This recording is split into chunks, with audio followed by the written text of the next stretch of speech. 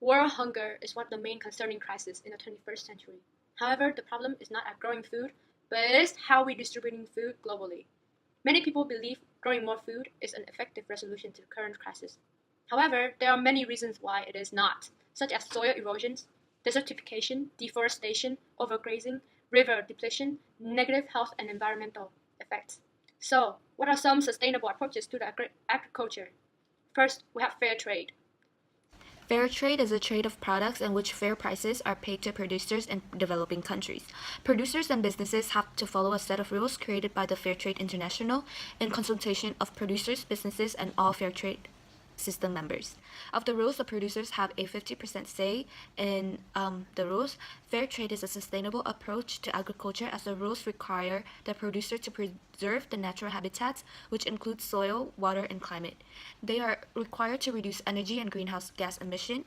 They are also required to manage pests and waste, and they are not allowed to use GMO and harmful chemicals.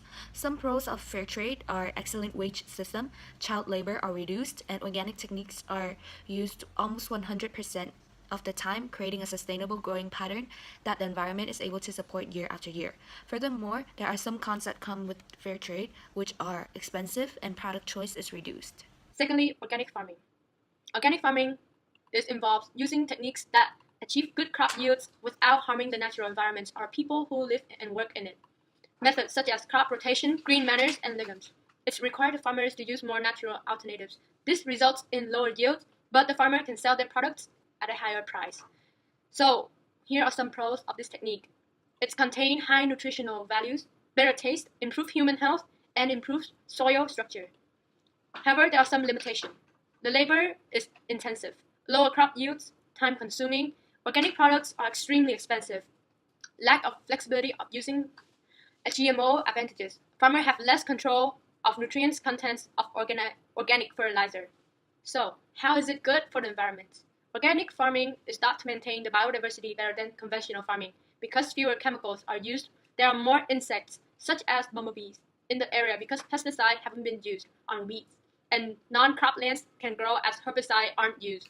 Also, the food chain across all levels, from the lowest trophic level to the highest trophic level, which benefits the biodiversity.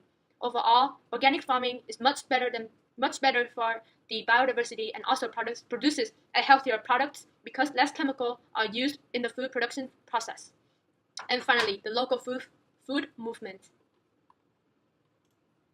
The local food movement is a movement of people who prefer to eat food which is grown or farmed relatively close to the places of the sale and preparation.